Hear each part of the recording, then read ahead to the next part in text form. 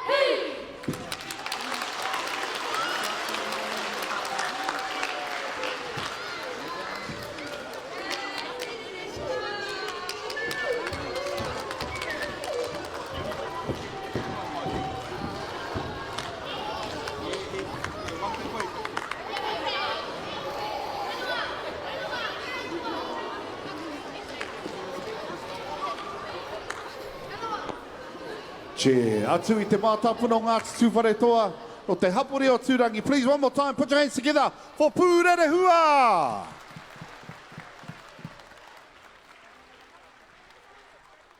Che, niti o raiti koutou mā.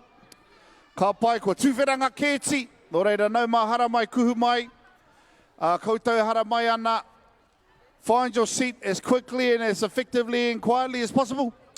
Those who are exiting, keep in mind, please, we only have one entrance point and one exit point. So come in this way, go out that way. That is the feng shui. That is the flow. Anō nei ko ngā wai tuku kiri. Ngā wai awa, ngā ko awa. Flow like water, my friends. Also, I know Pakeke mā, for all of our parents out there, I know you really want to go backstage and you really want to take photos with the tamariki, but we are trying to encourage and remind our whānau that the backstage area is just for our pauako and our tamariki. Once they're changed and they're out, then you can take your photos with them. Ka pai. Otherwise, just make your way out and hopefully your couple will be around there ready and waiting. Che, uncle, tēnā koe. Uncle Tuatea, riding in his Porsche. Is that your Porsche, uncle? E mihi nei ki aku pake ke tēnā koutou. E, ko rangatira te kaupapa I tā koutou tainga mai tēnei rangi. Always beautiful to have our pakeke here today. I don't know about you guys, but pakeke always make me feel safe. They always make me feel loved. So e nui te mihi tēnā koutou. Pai tiki te a koe, uncle. Tēnā koe. Nau mahara mai.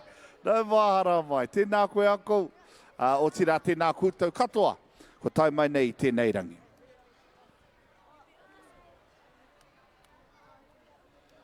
All right, te whānau, there's a lot to talk about, eh? Lot going on.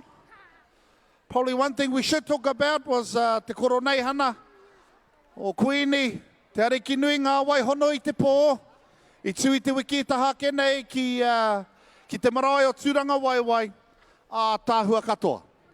Tāhua katoa. And I got to watch from the comfort of my own home, with my feet up, and my baba in my lap, and we watched all of the kōrero, we watched all of the waiata, all of the Kapa Haka that came out of Tūranga Waiwai Marae. Nō reire mihi nei ki aku pake ke, ngā wahare o te whare ariki o te heo, I kawe nei ko ngā kawe mate o Tuwharetoa ake, ki runga ki te marae o Tūranga Waiwai kia mihia kia tangihia. Nō reire mihi nei kia koutou ke aku pake ke tēnā koutou. Tēnā koutou kawe a kia mihia kia tangihia ki taua kaupapara. And beautiful kōrero, beautiful speech, all in all, just a beautiful occasion. It was wonderful to see so many of our whānau from Tuwharetoa there to represent. And as we all know, our hononga with the kingitanga, he hononga nui whakaharahara, I ahu mai te hui nui, I tū ki pukawa ara ko te ingoa, ko hinana kuta, hinana kitai. Kapai. But yes, heaps of kaupapa to talk about. We'll be having a bit of a kōrero. Oh, and I've also got heaps of giveaways too, rangatahi mā. So we're going to be hooking you up with some prizes throughout today too. But otherwise, let's get straight back into our kapa. I have to tell you, te whānau, like I said, it's a pretty well-oiled machine back there. So please make sure you text your family if you've got other tamariki performing throughout the day. Make sure you text them to arrive early. Don't arrive when they're expected to be on stage because they may miss them. Keeping in mind, we close up the gates before and after. We only we close up the gates before they perform, and we don't open them until after they're finished. Okay, and last thing we want is for you to miss out. Kapai. All right, let's introduce our third kapa for today.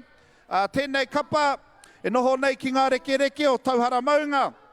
E mihi nei ki tēnei kohanga reo. Tēnei kohanga reo e kaha whaia tonutia ko ngā tapuai o ngā mātua tupuna. So e te whānau, please if you could, put your hands together for te kohanga reo. Ooh, I better make sure that they're there. Taihoake. Oh yeah, kei konei. Hapai. Nō re he te whānau, tēnā paki mai mo te kohanga reo o Waitahanui.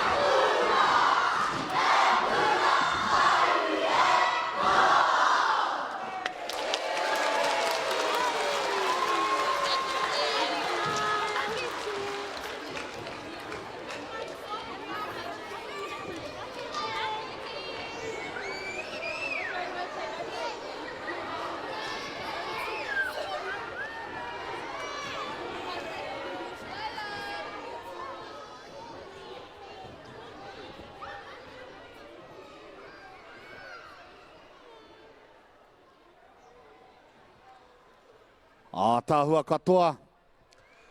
Mai te awo te atua ki Tauhara Maunga. Mātitu te mohutaka roti te whare te whānau whānui. Please, one more time. Put your hands together for Waitahanui Kohanga reo.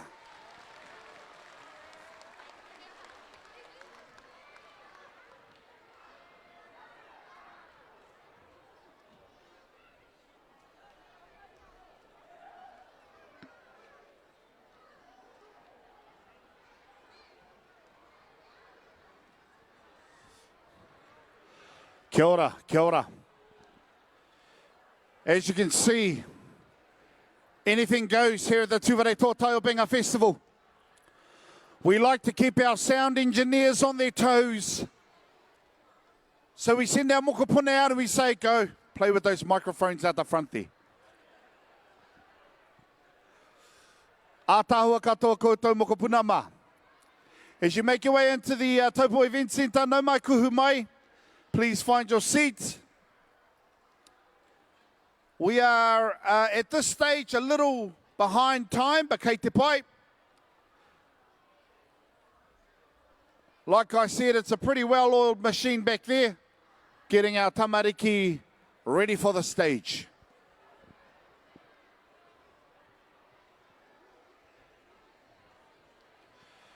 Now, we are currently live streaming online as well, so I just want to do a big mihi to all of our whānau. Ko te mātaki ana huri noa i Aotearoa whānui, otira huri noa te ao. I know we have a lot of our family that are currently living over in Australia that tune in via our live link as well. The live link is available from multiple sources. You can check it out on www.taiopenga.com. That website again, www.taiopenga.com. There are also a whole host of different Facebook pages that are currently broadcasting our Tuwharetoa Taiopenga Festival live as well. So many places to watch. To those of you who are at work watching, oh, I hope you don't get snapped. Hey. Last thing I want is for you to get fired, so maybe just leave it on your phone next to your desk, eh? I also want to take this opportunity to give a big thank you to our sponsors. That's the Tuwharetoa Māori Trust Board, Mercury Energy, the Ngati Tuwharetoa Genesis Energy Committee, Te Kapua Whakapipi, Euro Scaffolds, Tauhara Geothermal, the Great Lake Taupo, the Taupo District Council, the Tuwharetoa Settlement Trust, Greening Taupo, and First Credit Union. Can we all please give them a big paki paki?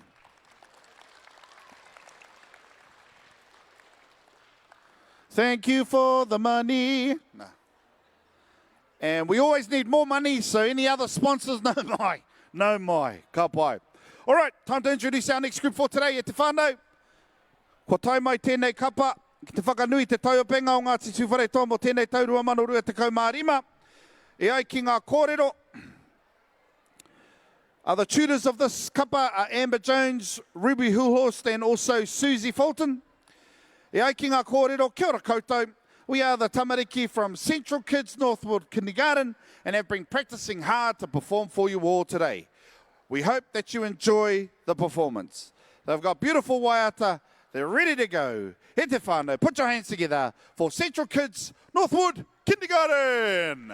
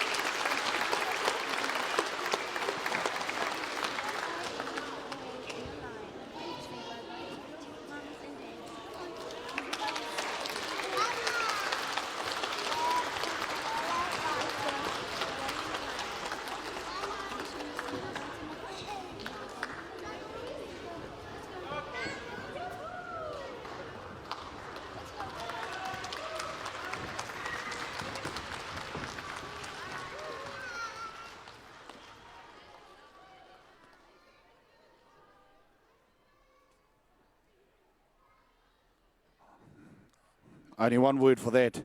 Adorable. E te whānau, one more time, please put your hands together. Central Kids, Northwood Kindergarten.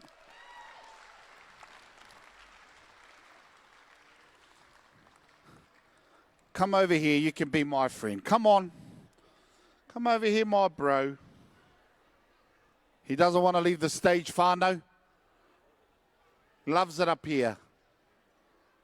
Ka pai, my man. Kura tete o ngā tino āhuatanga o te Taiopenga o Ngati Tuwharetoa is an awesome space for our tamaiti nohi to come and perform as well, eh? Awesome to have our little babies, our pipi paupau, our kohanga reo kids coming up to perform on stage. Ka tino waia nei te rāhuatanga ki roto i a rātou. I a rātou e tamariki ana. Definitely something that we try and build and instill within our tamariki is a bit of confidence in their stand here on the Taiopenga stage. Ka pai e te whānau, we've got a nice little flow on going, a bit of feng shui going on, people coming in here, going out that side. If you are here at the Tuwharetoa Taiopenga Festival for the first time, no mai haere mai. Welcome, welcome, welcome. Wonderful to have you. Wonderful to have our tamariki here. And wonderful to have you here support them as well as they come up on stage to perform for all of our whānau. All right, we're going to actually kick straight into our next kapa because they're actually ready to go e te whānau, and it looks like we've got all of our whānau here sit down ready to go as well. So with that being said, please help me in welcoming our next kapa to the stage.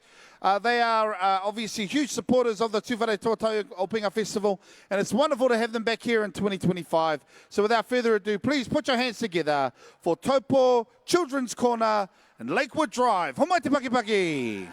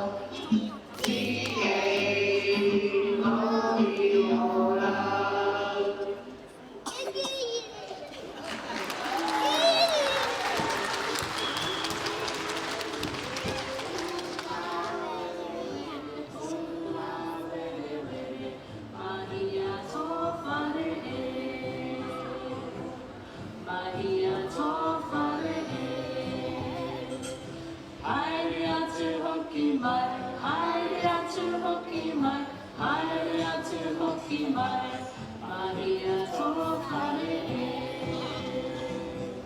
mahia tō whare e.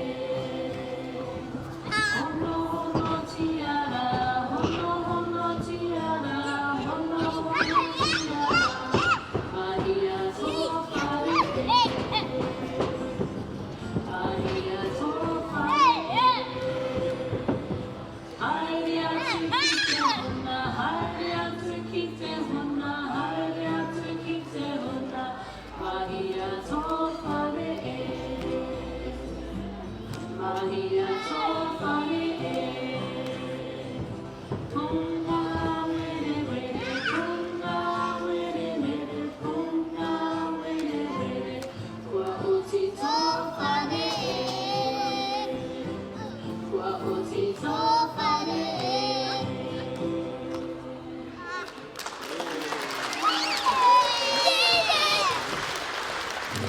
Purerehua, were ronga hau, ka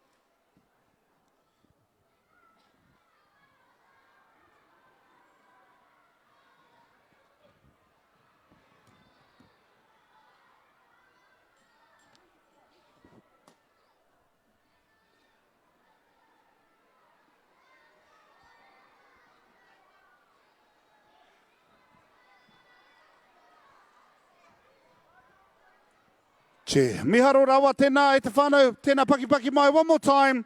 Taupo Children's Corner, Lakewood Drive. Aroha mai e te whānau āhua tūreiti taku whakaekenga mai rungi te papa tūwaiwai. I was actually just outside recording a Māori tongue twister. They call it a whiwhiwhi. And it's with Tuwharetoa FM in celebration of Te Wiki o Te Reo Māori. Can I just be honest with you though? Kore take katoa taku whakahua was useless. But anyway, kei te whakanui e tātou e Te Wiki o Te Reo Māori. It starts next week. It runs from the 14th to the 20th of September. E te whānau, how can you go about celebrating Te Wiki o Te Reo Māori? Well, it can be as complicated as giving yourself a challenge of trying to speak Te Reo Māori, i a koe i te kāinga. It could be something as simple as word replacement within the home.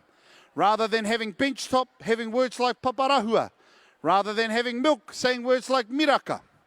Ka pai, word replacement in the home. And even we can go as simple as the pronunciation of names here in our district correctly. It's not Taupo, it's Taupo. Ka pai. It's not Turangi, it's Turangi. Ka pai. Something as simple as that. Hei whakanui tō tātou reo rangatira. And ko te kaupapa o tēnei tau, ara ko te wiki o te reo Māori, ake, mo ake tonu te reo. Che?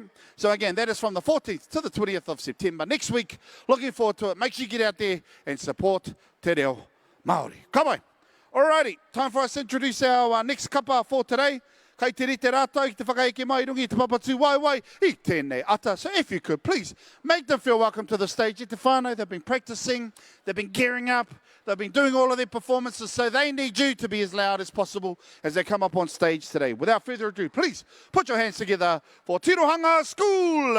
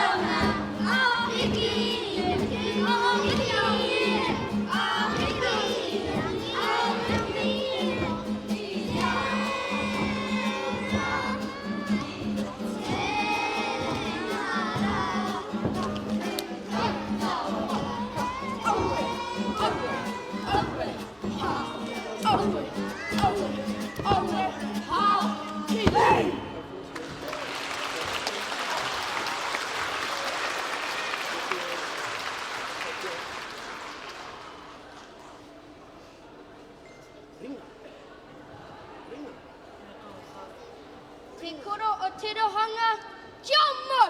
Hey! Ringa Pakia! Waipahihi!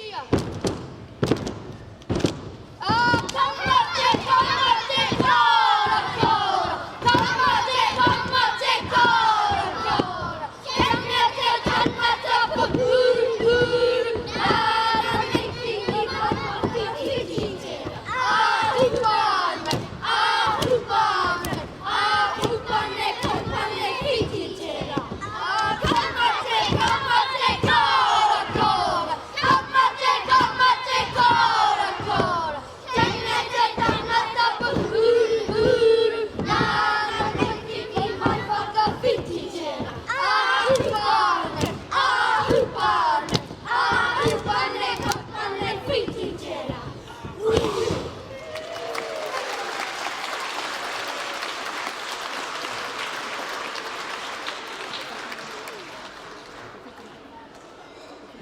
Whakawhiti.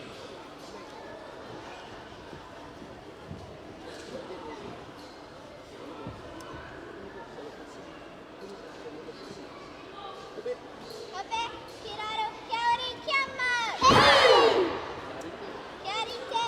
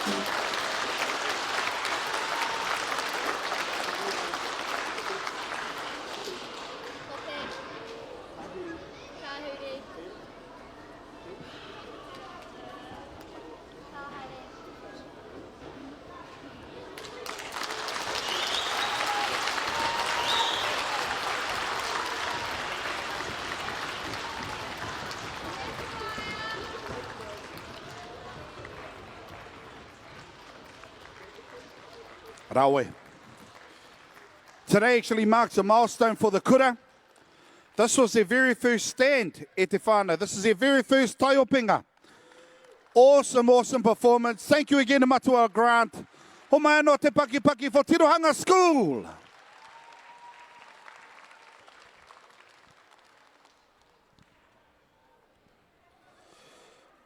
I love it when groups are coming here for the first time. Awesome, awesome to see our tamariki come up on stage to perform here at the Tuwharetoa Taiopenga Festival. It is no easy feat by any stretch of the imagination to stand in front of you beautiful people to perform, but they do such a wonderful job. Big thank you to all of our pakeke, all of our pauako, all of our tutors who helped to bring these brackets together for our tamariki. Can we give them all, please, a big round of applause? Tēnā koutou.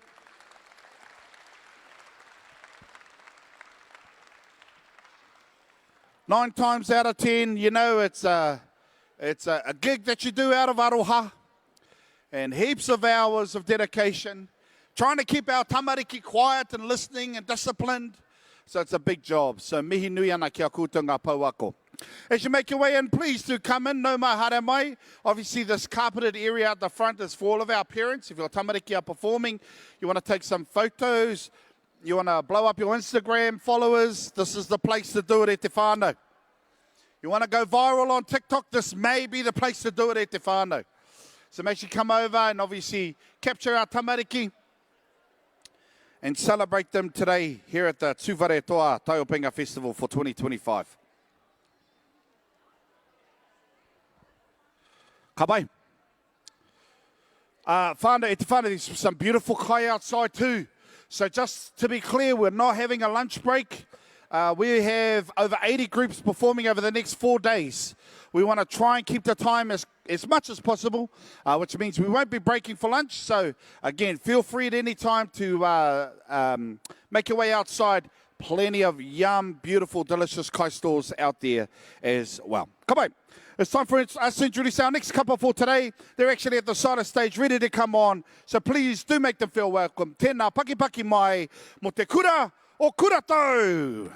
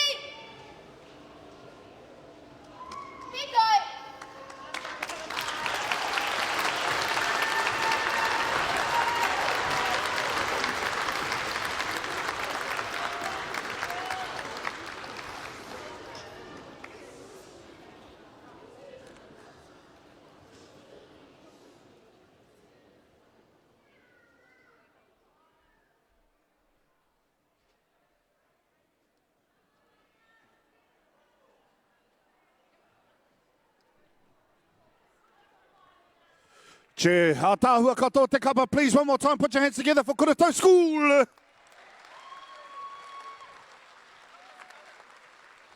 Tēnā koutou. All right, no mahare mai. This is a Tuwharetoa Taiopenga Festival. 4 days in Te Whānau. This is only day one of 4 days. Looking forward to the next 4 days. Over 80 groups will be performing for the next 4 days here on the Tuwharetoa Taiopenga Festival, ranging from our whānau in Tuwharetoa ki Kawerau. We've got whānau over Ngati Raukawa coming through. We've got whānau over in Picorua making their way over. We've got whānau from Taumaranui coming over as well, Hirangi, Taupo. It's all on e Te Whānau for the next 4 days. Cannot wait. So as you make your way in, no mai kuhu mai, ki tēnei kaupapa o te Taiopenga o Ngāti Tuwharetoa.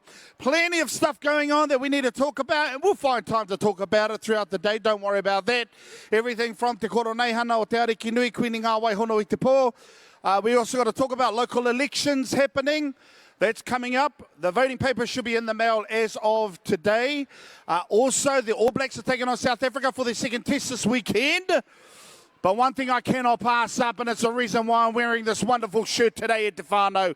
This is Anzac Day celebration shirt of the Mighty Warriors. Can I get it up the waz? Oh, that was terrible. Let's do that again. Up the waz.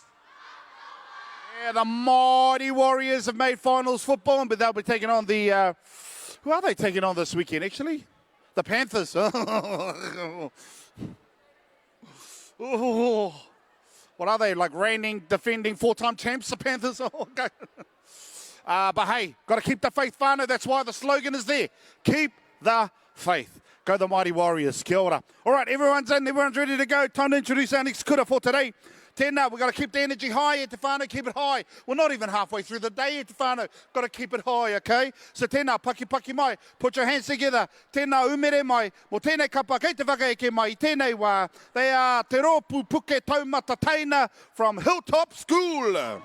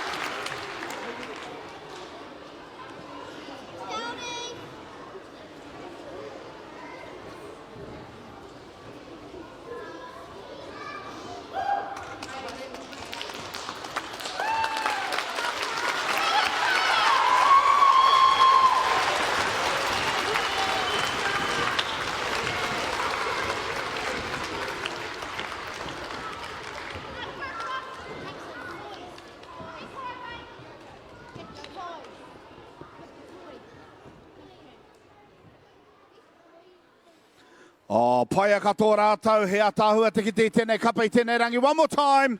Put your hands together for te Ropu, Puke, Taumata, Teina, Hilltop School.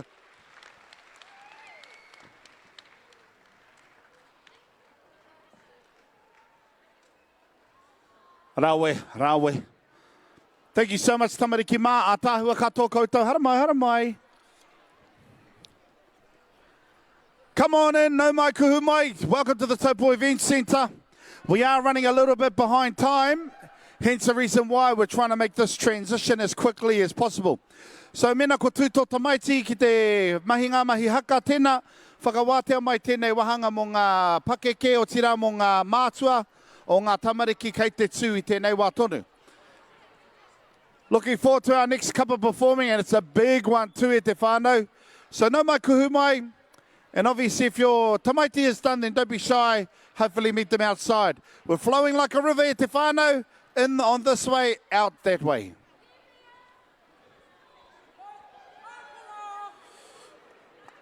Okay, just say miri miri a mahara. Ko tai mātou ki tēnei wahanga o te maramatako o Tuwharetoa rā, ko mata tāmau. E ai ki ngā kōrero tohu tohu, ko āhua pau te kaha. He wā mo te whakatā, me te titiro whakamuri, ki ngā mahi i oti ake. Ka bai, koe rā ngā kōrero whakatupato mō tēnei rangi e nei kore e kore. Ka pau katoa te hau o e nei tamariki. Che. Oh, we got some excited parents here today. Sometimes I feel like the parents get more excited than the kids do. All right, we're still going to wait for our whānau to come in. If you are coming in, no mai kuhu mai, please do find your seat as quickly and as efficiently as possible.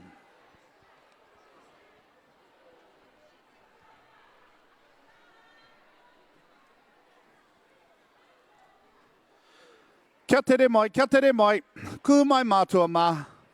Come on in and take your seat, and we'll get our next performance underway.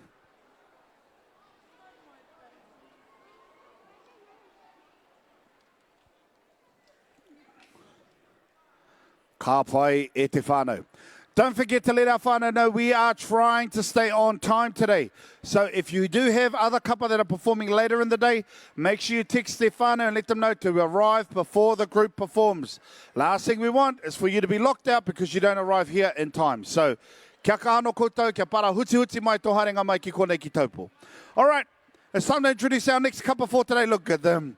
They are ready to go. And they need your support. They need your strength and your kaha So don't be shy to give them a big round of applause. Te whānau, if you could, please, put your hands together for Waipahihi Primary.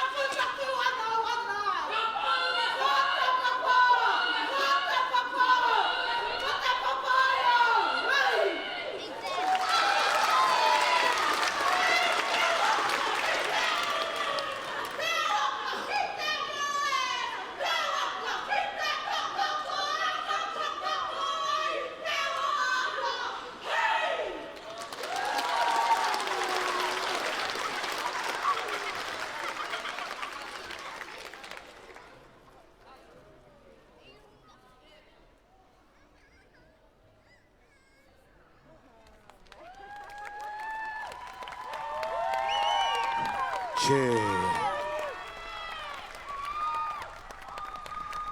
E ai ki ngā kōrero ko ngā tamariki iti, he reo nunui, little children with big voices, ages between 5 and 7 years of age.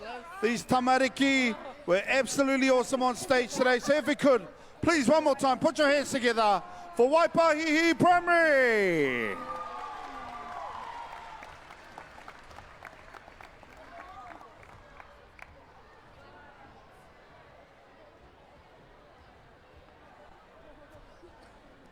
Che, tēnā koutou, e mihi ana tēnā tātou katoa, kei aku pake ke tēnā koutou.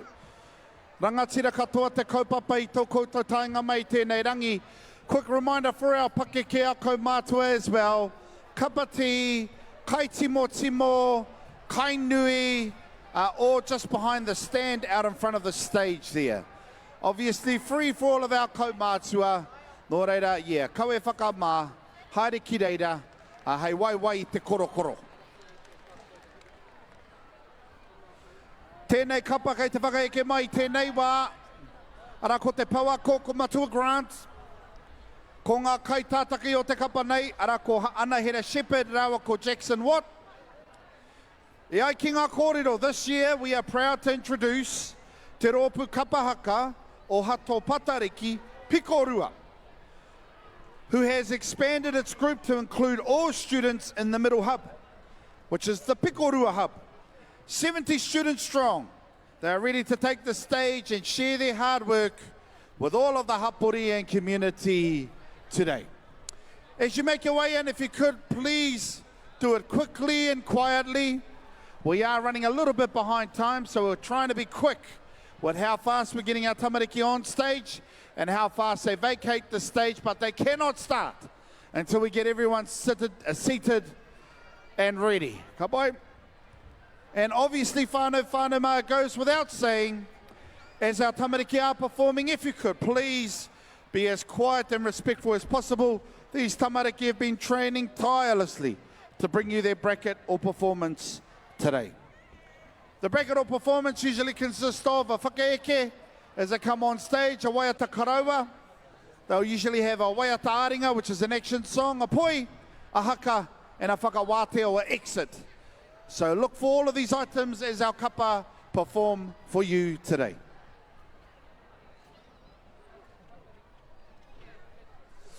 Nō reire te whānau, they are here. They are ready. So we need you to put out all of the energy. Give them a big fat hariru and a big fat umere as well. Put your hands together, te whānau. Anei, ko te Ropu Kapa Haka o Hato Patariki Pikorua.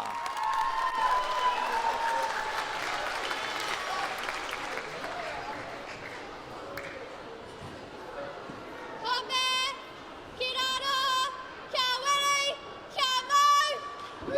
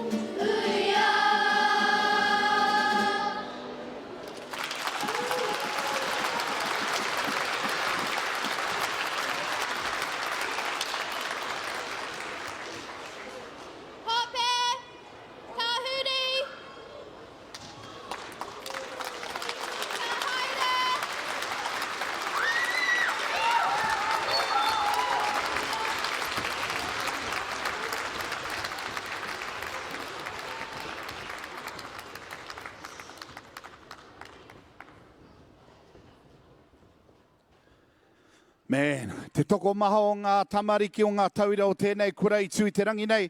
One more time, please put your hands together. Te Ropu Kapa Haka o Hato Patariki. Pikorua!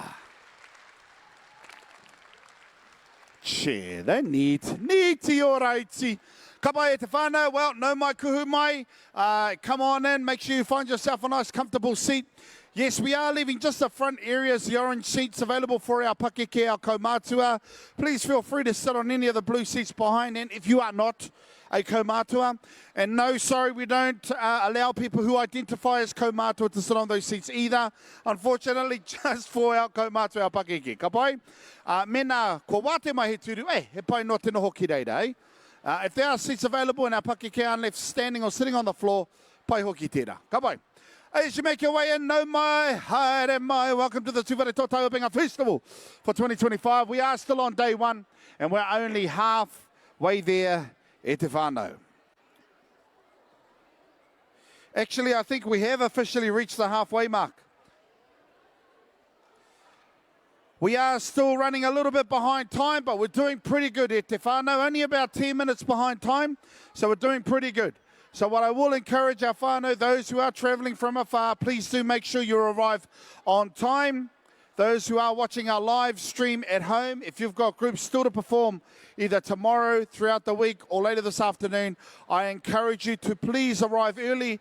We do shut off the entrance into the whare, into the event centre, if a kapa is performing. So if your kapa is already performing, they may not allow you to come in and watch them, kapai, if you arrive a little bit late. So I encourage all of our whānau, please do arrive on time.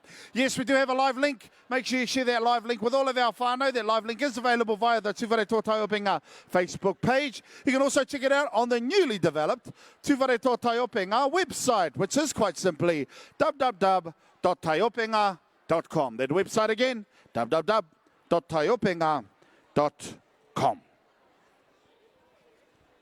Alrighty, I think our next kapa are pretty much ready to go e te whānau. So, kia kakama, tō uru mai ki roto I tēnei whare tātai maho tātou.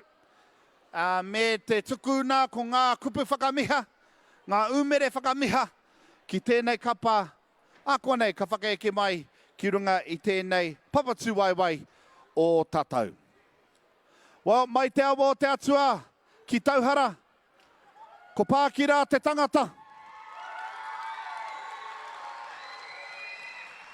No ngā titu te mohuta e te whānau, ko tai mai nei tēnei rangi. Te tū a tāne rore, te haka I te haka, a tāne rore, ahine te rehi anō hoki. Nō reira e te whānau, please make them feel welcome to the stage. Tēnā, paki mai, mo Te Kura O Waitahanui.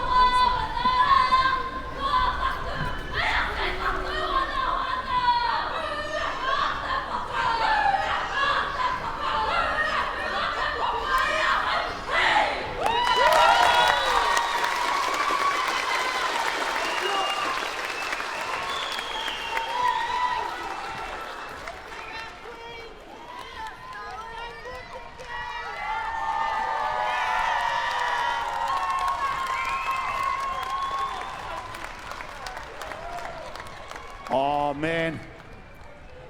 There is one thing that I just absolutely love, and that is watching our rangatahi, our taiohi, who love to do Kapa Haka, doing Kapa Haka. Oh, it's the best thing in the world. Te mātaki aku I rā mutu. Ka ki tenei te whakatina na tango tāne rori a rātau haka ana. It is so awesome. One more time, te whānau, if you could please. Tēnā paki paki mai. Mō Te Kura O Waitahanui.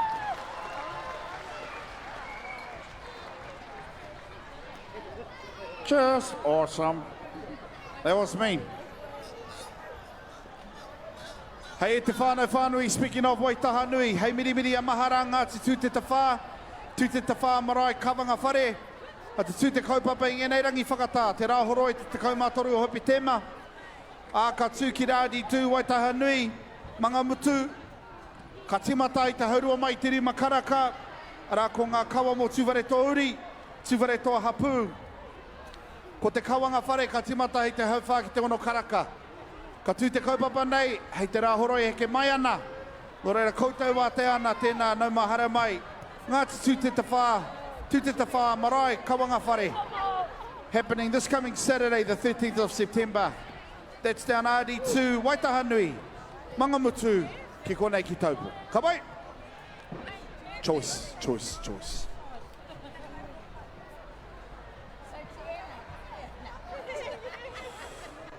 Welcome everyone to the event centre. In case of an emergency, the meeting point is outside on the grass by Youth Town there. If the alarms do go off, we encourage you to hit any of the 4 exits. Most likely to be the 2 exits out the back there, but all of the staff here know what they're up to. So yeah, kia kā te whai a rātou tohu, ki te whakatangi mai te pere. Abai. We are also streaming live around the world. You can check it out online at www.taiopenga.com, the website again, www.taiopenga.com. I see also it's streaming live across the Hiro Taiohi Facebook page as well.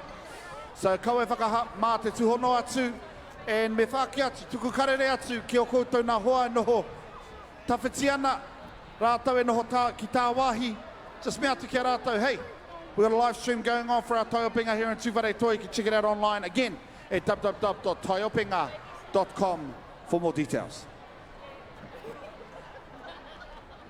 He hia nōku te tuku nei ngā mihi ki ngā kaitono pūtea.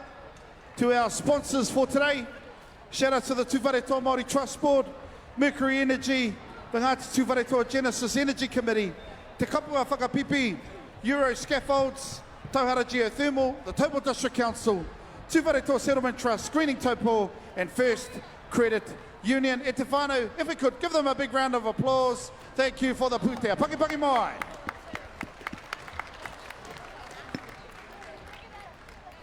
Oh, well, that clap, I don't think they're going to give us any more money, te whānau.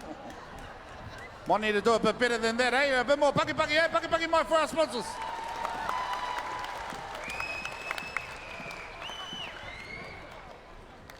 E te whānau, we need the money. Let's give them a good round of applause. We need the money. Ka pai, ka pai. All right. Ko tai te wā e hoama. E ai ki te paukaramu, e ai ki te wātaka nei.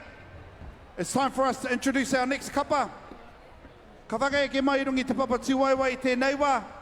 Tēnei kapa e noho nei ki ngā rekereke o pihanga Maunga ki te mātāpuna o Ngati Tuwharetoa. Our next group is from Hangarito. Tau kore ki te rua. Nō reira ko ene ko ngā pipi pāpā o te kura. Kai te whaka e ke mai ki te whakangahui a koutou I tēnei rangitonu. Nō reira, tēnā paki paki mai. Umere mai. Nei rā, ko te kura o Hirangi.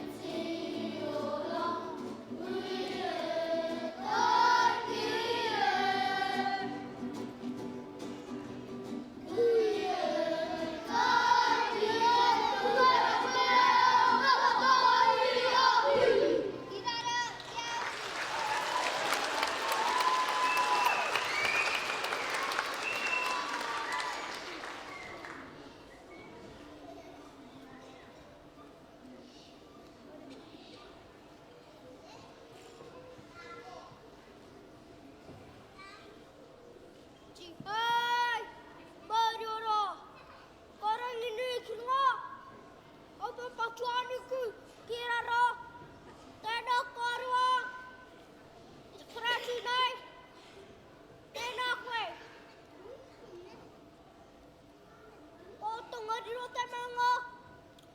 Ko te pōnui a tia te moana. Ko te aroa tuaka.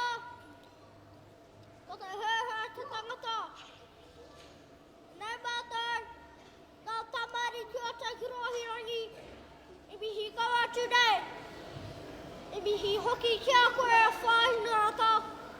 Ko he tēnei wāta. Nō reira, tēnā koutou, tēnā koutou, tēnā tātou katoa.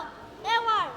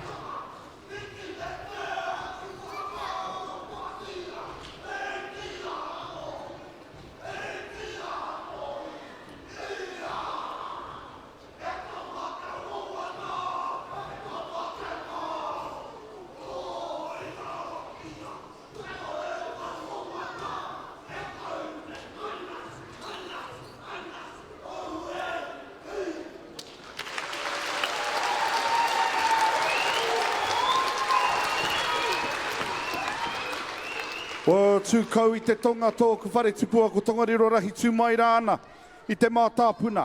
Anei ngā pihinga o te kōawawa o Hangarito e mihi atu nei ki te iwi whānui.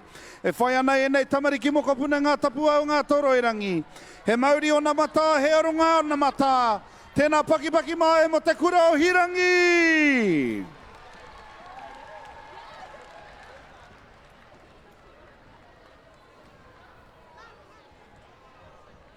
Che. Miharo rawa. A tāhua katoa te tū o taua kura.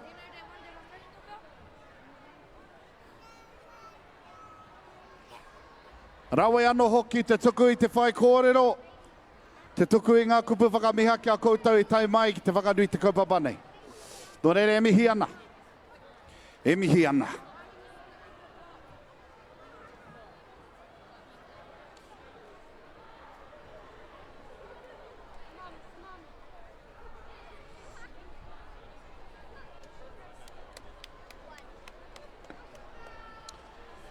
Che, hei miri mahara. Next week we're celebrating Te Wiki o Te Reo Māori. Ko te kaupapa o Te Wiki o Te Reo Māori, ara ko te ake, mo ake tonu te reo. Which means that the language will live on. Ko rā te mana ko nui. And Te Wiki o Te Reo Māori starts from the 14th of September and runs through to the 20th of September. We do encourage our whānau, get involved, support Te Wiki o Te Reo Māori. It could be something as grandiose as setting yourself a challenge to only speak Te Reo Māori for the entire week. Or it could be something as simple as word replacement in the home, or even something as simple as name pronunciation, getting that correct, down packed. Another wonderful thing to lean into when celebrating Te Wiki o Te Reo Māori.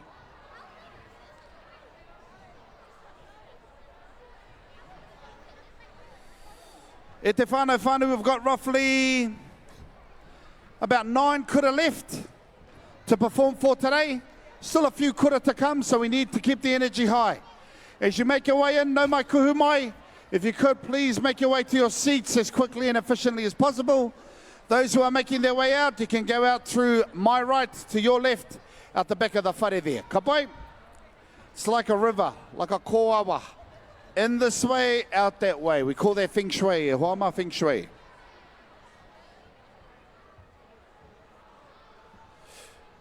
Don't forget to please remind all of our whānau and friends that they can watch the Tuwharetoa Taiopenga Festival live online as well via the website www.taiopenga.com.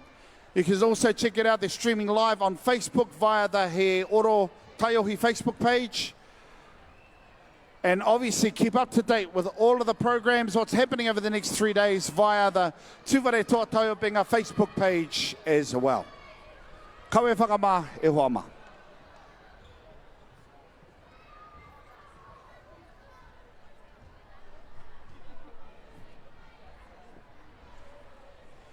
E te whānau, he pīki kura anō, ko whakaeke mai rungi te papa tūwaiwai. Unfortunately, we can't get our performance underway until everyone is seated. So if you could please, just quickly, make your way to your tūru I nāia nei. Ka pai. Engari te kura e whai ake nei, kua roa tēnei kura e tū, hei tautoko I tēnei kaupapa o te Taiopenga o Ngati Tuwharetoa. Ia te tau ka hoki mai, me te whakaatu I rātou Puke ngā haka kia koutou Ngati Tuwharetoa. O tira ki te maria, te mahi a te tangata ka tai mai nei tēnei rā.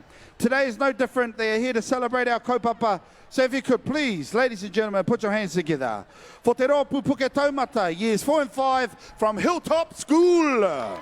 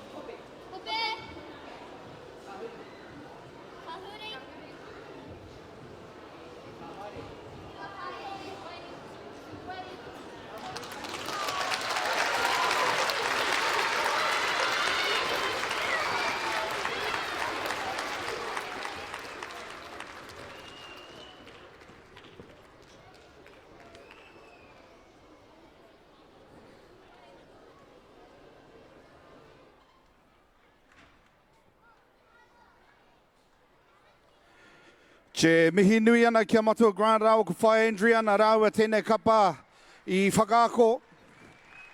E ai ki ngā kōrero tēnā koutou, we are Te Ropu Puke Taumata, years 4 and 5 from Hilltop School. We are proud to be here to perform for you all after working so hard to learn our waiata, our poi and our haka. We are going to smile and look fierce. And boy, didn't they do both. He te whānau, please put your hands together one more time for Hilltop School.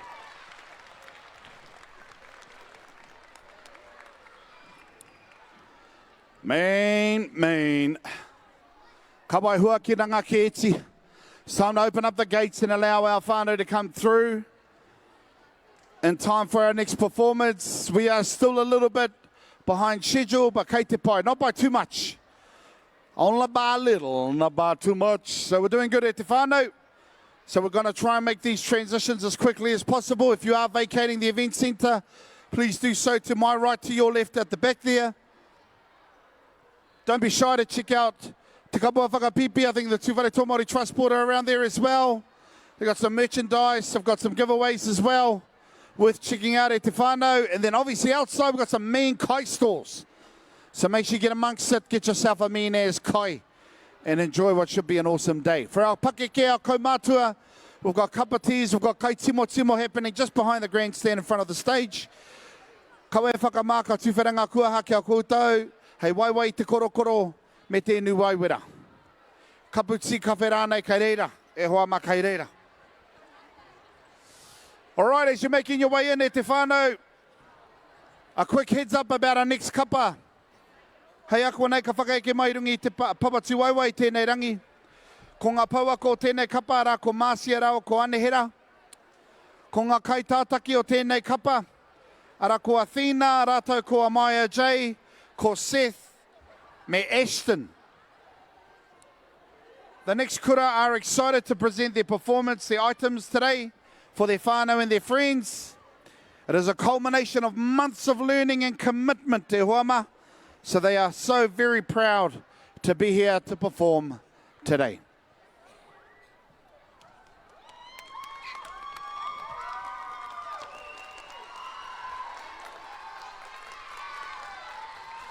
Che.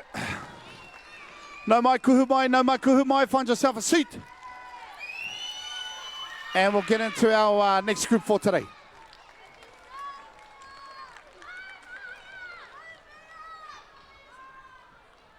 Today they'll be singing Waiata like Neira te kaupapa. E mina kāna, Ngati Tuwharetoa, Horomatangi te taniwha, the haka tuwhare, me te Waiata whakataka te hau.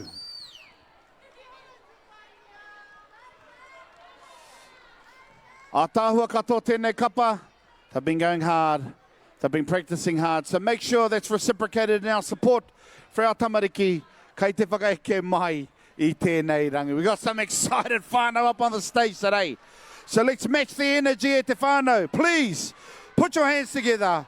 Tēnā paki mai, Tauhara Primary School.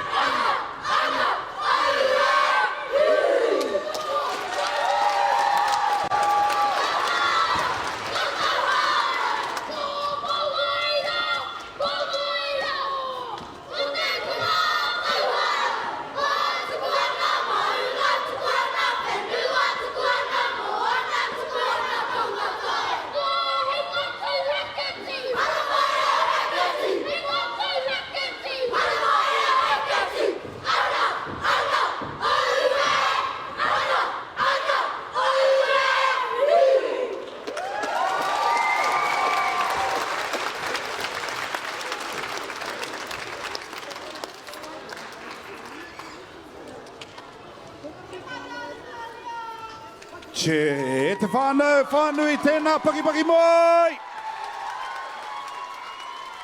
Tauhara Primary! Very cool, very cool. Very, very cool indeed. Ka pai mai pai.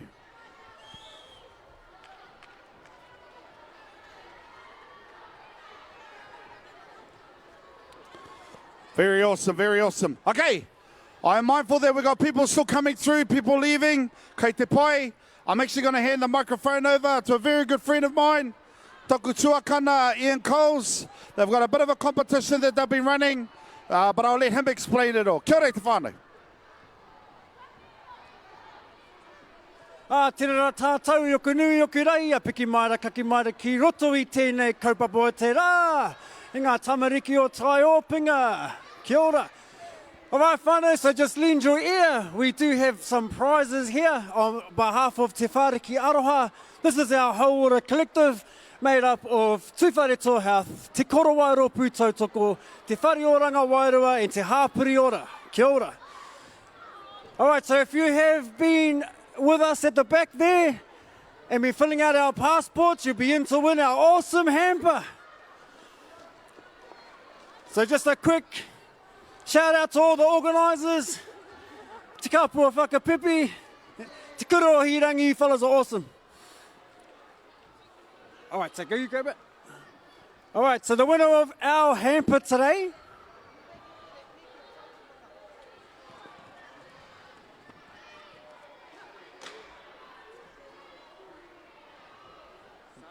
Xavier? All right, the winner of our hamper today is Xavier. Homai te paki whānau. So we'll give them a bit of a call. We've got an awesome hamper at the back that they'll come and collect. We do this every day. So tomorrow, come on down, fill out our passports. All right, mauri ora.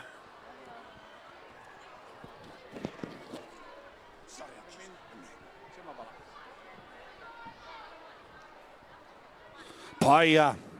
Tēnā koutou i boss. Koutou ko tō kāhuia hauora.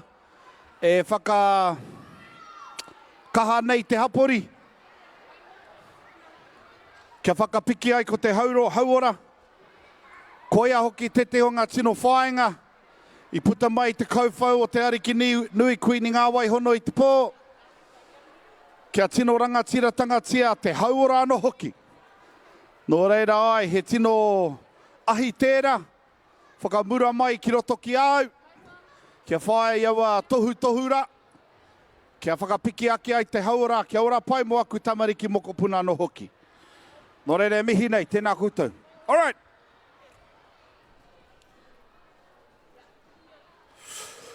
All right. Koutou kei te kuhu mai. No mai kuhu mai. Come on in. Come on in. Please do so as quickly and as quietly as possible. Our tamariki have been awesome.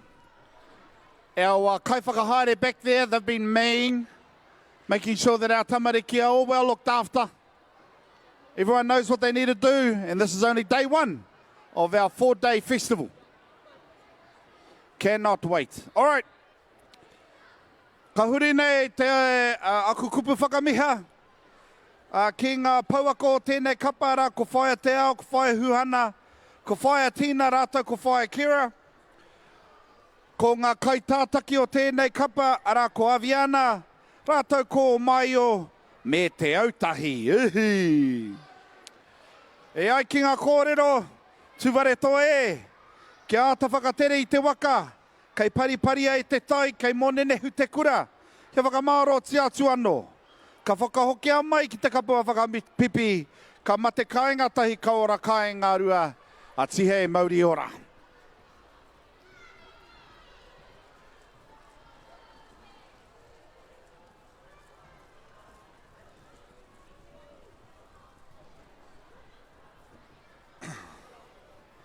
Kai te ki te koutou i te whakāhua, kai te sūneirungi te papatū waiwai, o tēnei taonga, ko ngaro atu ki tua te ārai, ko tuku ai kētia ko ngā Purapura ki aia, engari neira ko tēnei kura, te whakamānawa i aia me tana kai ngā kaunui, ki ngā mahi a hine te rehia i a tāne rore. No reira e te rangatira e Jax, moi mai rā.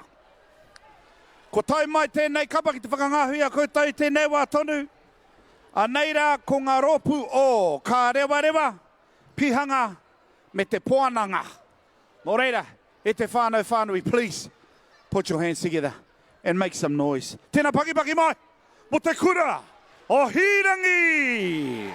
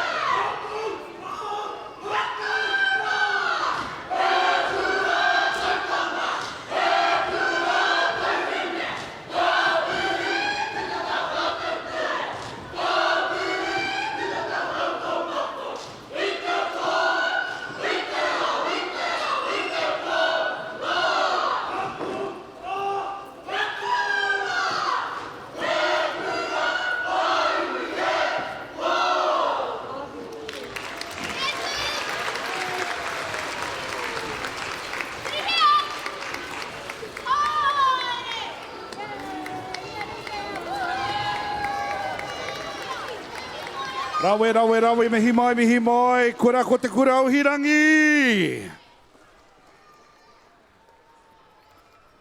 Chick, chick.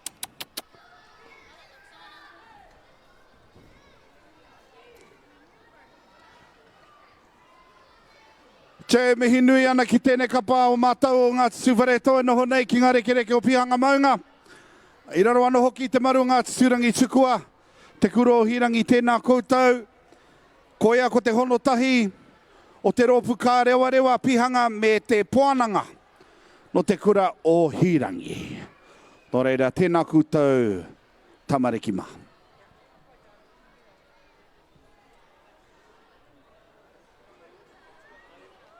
Tē, nau makuhu mai, nau makuhu mai.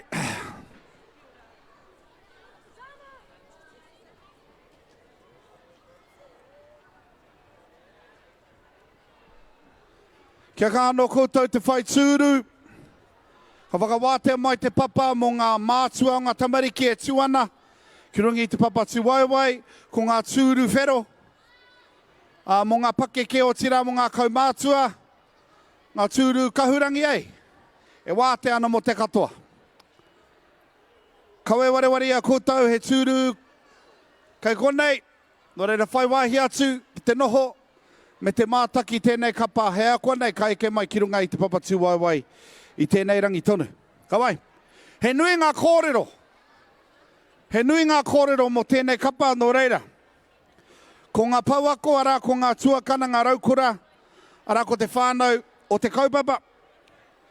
Ko ngā kaitātaki, ara ko Olive, ko Mārihi, ko te ariki rātou, ko te atatai. E ai ki ngā kōrero he kākanoiti ko ruia nei. Tēnei tuake nei ko ngā rangatira o te Apopo, e whakatairanga ana, e tui tahi nei i ngā aho o ngā kaupapa nui o te wā, e ki ai tātou, he Māori ahau. E ai ki ngā kōrero, me toi tū te reo, me toi tū te tiriti o Waitangi, me toi tū te ahomatua, me toi tū te mana Māori motuhake, me toi tū te tuakiriake o tēnā ua tātou tamariki mokopuna. Nei rā ko ngā mokopuna o ngā purapura o te ahomatua, e hi kaka ana kia tuku ki te iwi, ngā taonga, ngā kōrero, ngā kaupapa nui, kua ruku atu e rātau i tēnei tau. Ara ko ngā waiata, ko te waiata tiria, ko rimutere, ko te whakaeke, he whakanui i te Taiopenga o Ngati Tuwharetoa, ko te mō tea ka whakanui tō tātou kuia, a kui kiri tūrei, me nā hononga Waikato awa, ko te poe, ko ngā kaupapa o te wā, ara ko te tiriti o Waitangai, tangi me ona haerenga, ko te waiatāringa, ko te reo, te mauri o te mana Māori, ko te haka, ko tūwhare, a o te whakawātea, he whakanui te aho matua i te tiriti o Waitangi, me ona kōrero ana hoki. Che.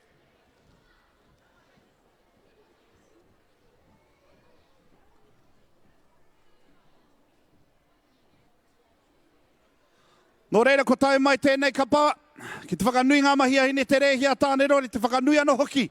I tēnei kaupapa o te Taiopenga o Ngati Tuwharetoa, nō reira te whānui tēnā, umere mai.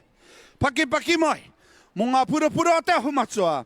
Nei rā ko te kura kapapa Māori o whakarewa i te reo ki Tuwharetoa!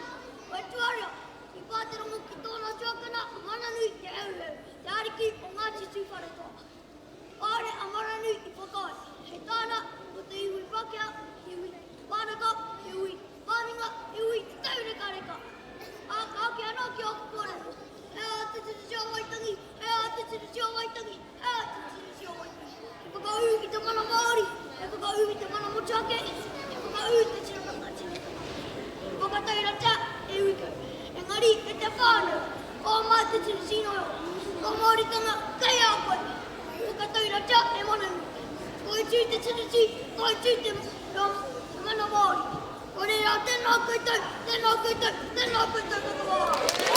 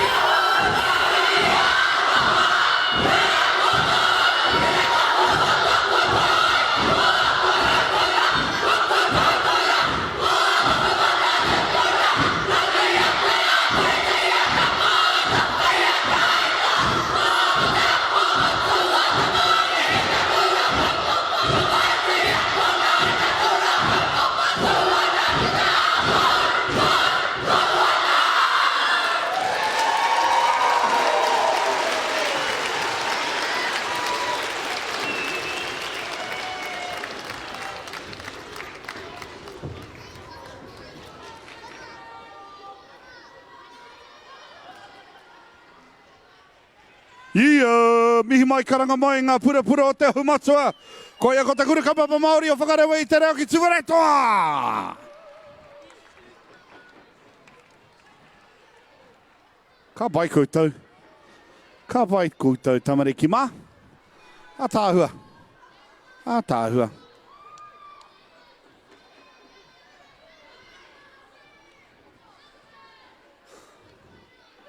Alrighty, alrighty. E te whānau, we were on the home stretch, to be honest. On the home stretch, we've got probably only a handful of teams left to finish off what's been a pretty incredible first day. And just so you know, te whānau, this is day 1 of 4 days of Kapa Haka. 4 days to celebrate our rangatahi and Māori performing arts here with the Ngati Tuwharetoa. Nō reire mihi ana kia koutou rangatahi mā. Koutou I u ki ngā mahi haka tēnā koutou. Me te mihi ana hoki ki ngā pauako o ngā kapa katoa. Over 80 groups performing over the next 4 days e wama, so massive, massive to see all of our whānau here in support. Ka pai. Nō reira ko hua kina ngā kēti. And also e te whānau, don't forget, if you're going to be coming here over the next 4 days, there is a bit of a koha system. I'll say that again, there's a bit of a koha system.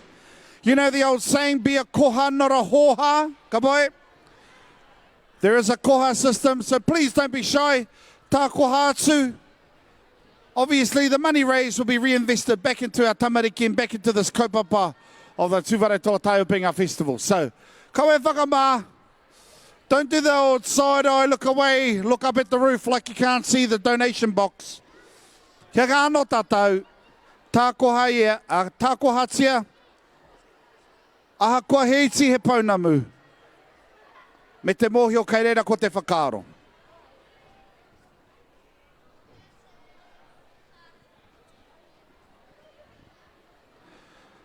Ka mai e te whānau, kuhu mai, kuhu mai. Find your seats. This carpeted area at the front here is reserved for our parents, our tamariki, all of the supporters. Don't be shy, come on and down here. You can take photos, videos of your tamariki. He pai noa. Ko tēnei kapa e mihi ana ki a matua grant. Nano tēnei kaupapa e ake poi poi. Big ups to our group leaders, Jade, Scarlett, Azalea, Indy, Isabel, Romy, tēnā koe, Ruie, tēnā koutou. E te whānau, this is Hilltop years 6, 7 and 8. Get this, there are 65 kai haka, wow. And they're feeling really nervous but excited to be here to perform with you all, showcasing not only their aroha, but their mana nui ki te kaupapa hoki. Nō reira tihei mauri ora. E te whānau, please make them feel welcome to the stage. Put your hands together. This is Te Ropu Puke Taumata years 6 and 8. It's Hilltop School.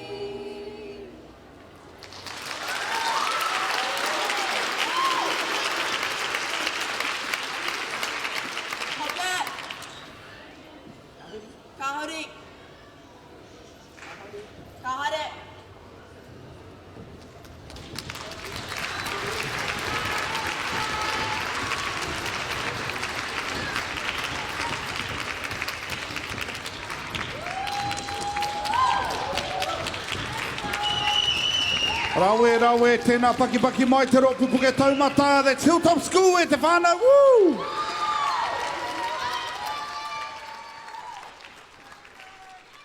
Rawe koutou tamariki mā tēnā koutou haramai te tautoki te kaupapa o te Taiopenga. You guys are awesome.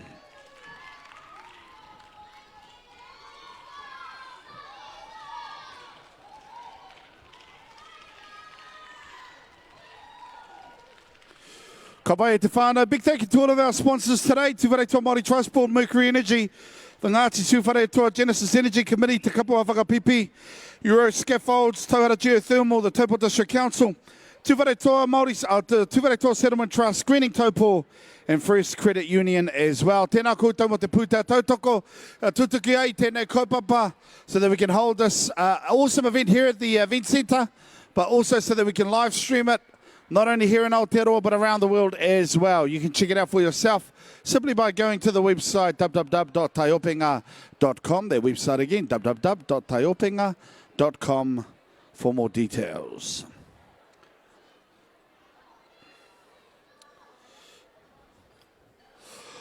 Also e te whānau, hua kina mai ngā kēti, tēnā, nau mai kuhu mai. We've got our whānau coming through, and as you come in, please make your way to your tūru, to your seats. Obviously, we close off the event centre to allow for everyone to be seated and watching our Kapa Haka to show the kapa the utmost respect during their respective performances. E te whānau, we're on the home stretch. We've got our final 3 ropu for today. I'll say that again, our final 3 ropu for today. E mihi ana ki aku pake ke, gee, you guys are awesome, eh? Noho noa me te mātaki raro i te akau mahaki, i te āiotanga o tēnei whare o tātou. E mihi nei ki aku tau kei aku pake ke tēnā koutou katoa. And kaue ware, i a koutou, obviously we've got a kaumātua area that has inu waiwera, hei whakawaiwai te korokoro, whakamahana i te korokoro. And we've also got kai timo as well, and that'll be running throughout the 4 days here at the Tuwharetoa Taiopenga Festival as well, which is awesome.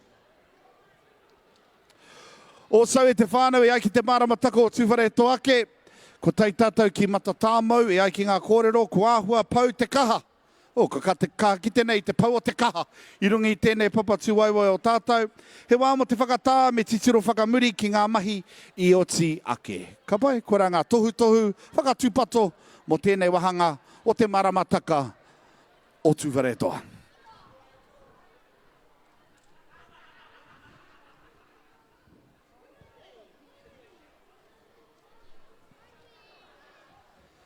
Kapa te kapa e whaia ke nei, e mihi ana ki ngā pauako tēnei kapa, ara ko Teina kore rao ko Isaac Harawira. E mihi ana hoki ki te kaitātaki o tēnei kapa, ara ko Phaeton Ray Phillips, tēnā koe. E ai ki ngā kōrero, our Ropu is from a mainstream school, and Kapa Haka is very new to most of them.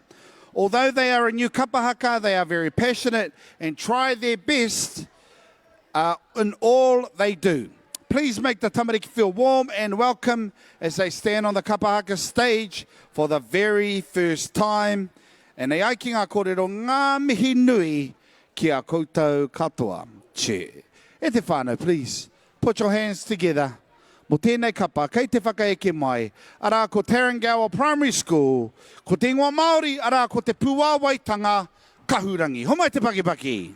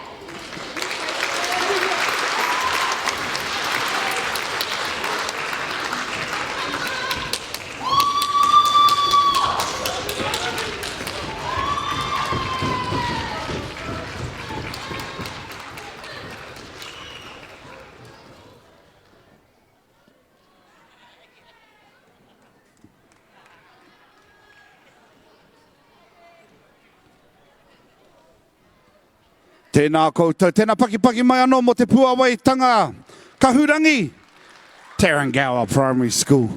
Rawe. Choice, no makuhu mai e te whānau. We are nearing the end of day one of the Tuwharetoa Taiopenga Festival. We have 4 days. 3 more days still to go. E hoama, over 80 groups performing in one of the biggest Tuwharetoa Taiopenga festivals ever held, if not the biggest. Hoki atu ngā mahara iau e tamariki ana. It used to be held at the Great Lakes Centre in Taupo. Very small venue, only probably 5 to 8 groups in total performing. Now it's grown into a 4-day festival with our rangatahi, our tamariki being the main focus. And as we know, there's been a lot of awesome and productive and positive kōrero around our tamariki, making sure that we are providing them with all the best opportunities possible. Kia puawa I roto I ngā mahi. Nō reira, koia pēr tete o ngā tino aronga o tēnei kaupapa o te Taiopenga o Ngati Tuwharetoa. Kia kia poi te hunga rangatahi. Kia ke panuku, kia ke tangoroa. E hara I te mea ki ngā mahi haka anake. Engari ki ngā ahuatanga katoa, o tō rātou nā oranga. Nō reira, ai, e mihi nei, tēnā koutou mihi ana, tēnā koutou katoa. Che. Look at me multitasking, hey? Che. All right, hey, miribiri amahara e hoama. We've got another full day of Kapa Haka tomorrow, and I'm also looking forward to some of our groups that are performing throughout the week as well. We've got Kapa coming all the way over from Kawerau, whakakaha nei ngā hononga o Tuwharetoa ki Kawerau. Me te mihi ana hoki ki ngā Kapa ka tai mai atu I Araukawa. We've got our whānau coming over from Tokoroa ways, Putaruru. Ki te whakanui te kaupapa o te Taiopenga o Ngati Tuwharetoa me te whakakaha ana hoki awa hononga. Awa hononga nui whakaharahara. Looking forward to our whānau coming over from Taumaranui as well. They'll be here to perform for us in the coming days. Cannot wait e te whānau whānui.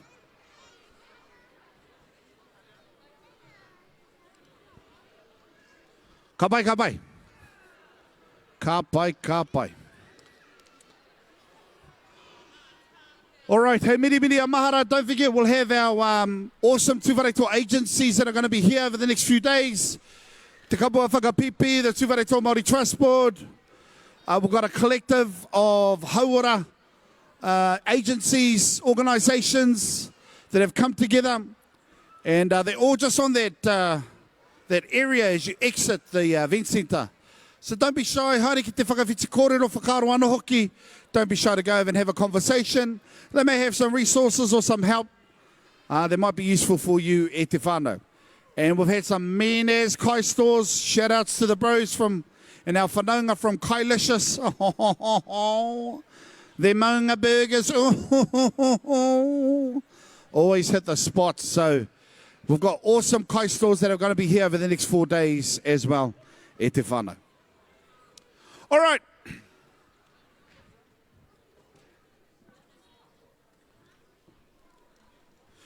Che whae ki nau nei ko tēnei kapa. E ai ki ngā kōrero ko te aho matua te tāhuhu o tōku whare. Ko ngā heke, ngā mātā pono, ko ngā pauwhakairo, ko te whānau, ko te tuāpapa, ara, ko te reo Māori. Ko te waiata tira, ko tuia, ko te whakaeke, rau kawakawa, rau ka waka, te haware. Ko te pātere, poi atu taku poi, ko te poi, ko kiko, te waiatāri ngā hara mai ki au, ko te haka ko wairangi, ara ko te whakawātea ko he kāka no iti. Nō reire te whānau whānui, tēnā umere mai, paki mai mo tēnei kapa, ara ko whakarewa kapa wainga, no te kura kaupapa Māori, o whakarewa I te reo ki Tuwharetoa.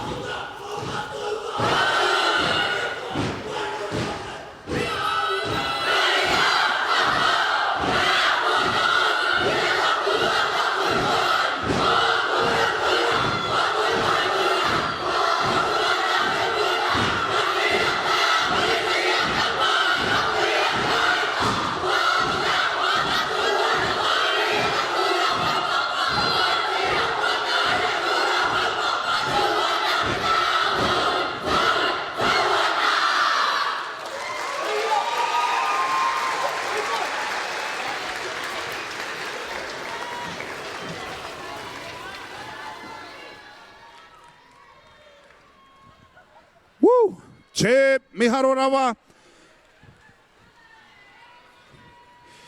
Whakarewa I te reo will be representing Te Arawa Waka at the Kuratau Nationals, which is scheduled, I believe, in November of this year, ki Tauranga Moana.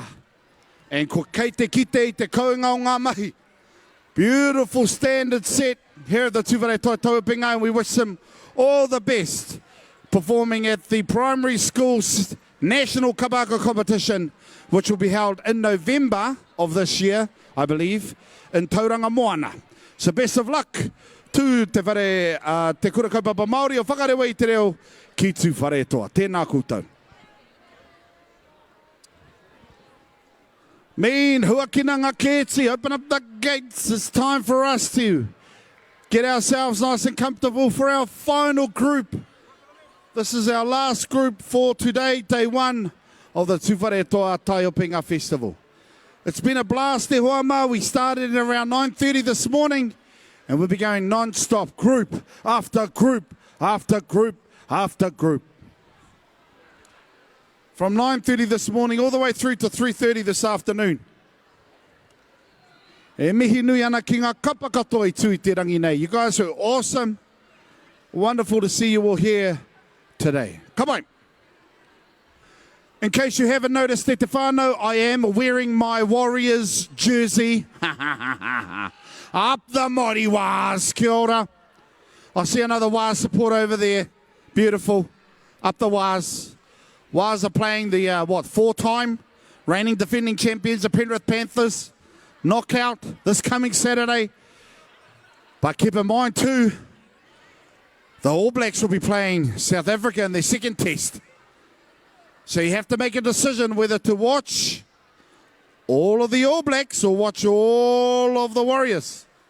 But I'll leave that up for you to decide. But I'm thinking maybe rocking the All Blacks jersey a pōpō e wama. Come on. No reira whai turu. Obviously our whāriki here is for our whānau that have come here today to support our next kapa, our final kapa for today that are about to make the stage.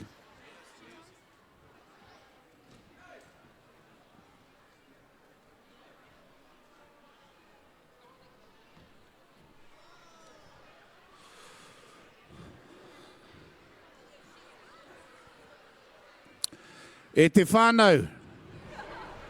All right, before our final group for today, he tono tēnei ki a koutou, I tūwhera ngā huatanga I rungi te karakia. We started today's proceedings with a karakia. We will also be finishing today's proceedings with a karakia as well. Ka pai?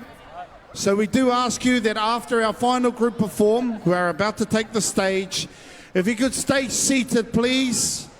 We will have our karakia whakamutinga for today, and then ka wātea koutou te haere, you'll be free to go.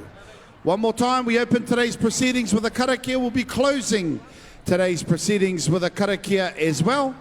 So we do ask that after our group has finished performing on stage, that you stay seated. We'll have our karakia whakamutinga, and then you're free to leave for today. Sound good? Ka pai? Ka pai. Thank you. Thank you. Come on, te whānau, it's time to introduce our final group for day one of the Tuwharetoa Taiopenga Festival 2025. Awesome to have them here. Please make them feel welcome to the stage. Put your hands together.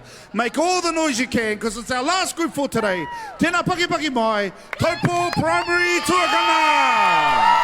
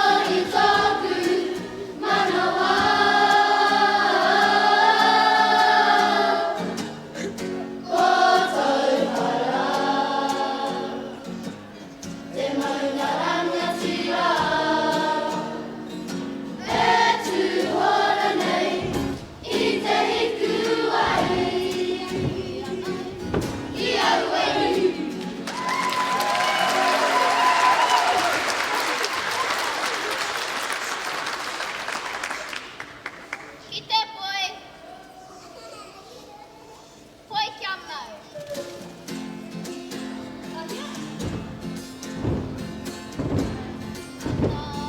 Tori, pa.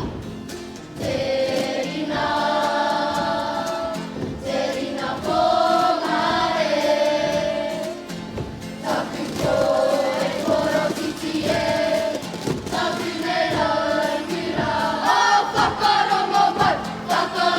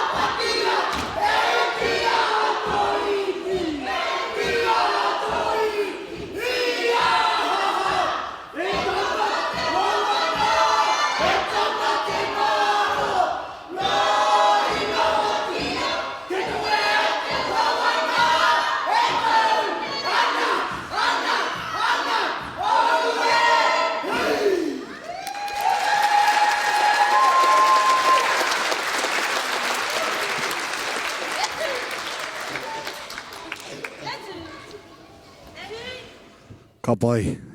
A tāhua aroha mai kia takitū a tātou tamariki mā mo te karakia whakamutinga pai tērā. Che, ka tonua kia koe kei taku pāpa e koro Snow. Mā hau e tēnei kaupapa e whakakapirungi te karakia pā. Che, kei ako. Oh, ka pai. Tēnā koe pā, tēnā koe. I thought I was going to get away with this one. Ko te tūtahi e mihi raro anō ki a koutou rā i tau ake nei, hei whakatau mai rā i ngā rōpu katoa, ko Waitaitoa o te rā, ko te Kapa Haka, ko te Taiopenga, ko Ngati Tuwharetoa. Nā reira, tai mai te wā ki a whakakapi mai te kōrero a tēnei wā, e napa i mihi ana ki a koe e hoa. Kei te mihi atu ki a koutou ngā pake ke ngā kaumātua, hei tukuna mai ahau ki a kōrero mai i tēnei take. Nō reira, me karakia mai rai a tātou. E tāte au ka herea i te muka kōrero o te wānanga. Whakaherea mai rai e i o te kūnenga tēnei tatau paunamu, i herea ai koe ki te taura o te aroha. Kua māri e te here ki oti ai mātou mahi i roto i tō tohu. Nā te aroha, nā te mahana, nā te tika, nā te pono. Ka haunuhia mai rai tēnei here ki a mutu i runga i te ora, a mātou mahi, tihei, mauri o ora. Tēnā mihi atu ki a koutou rā whānau, mehe me hei te kōrero, hei a pōpō ke. Kia ora mai. Tēnā koe pā. Ka pai e te whānau, hei, safe travels home. Kia waire ai te huarahi, te hoki ngā atu ki te kāinga. Look forward to catching you bright and early tomorrow. Don't forget to follow the Tuwharetoa Taiopenga Facebook page for more details. Look forward to day 2 of the Tuwharetoa Taiopenga Festival. Tēnā koutou katoa.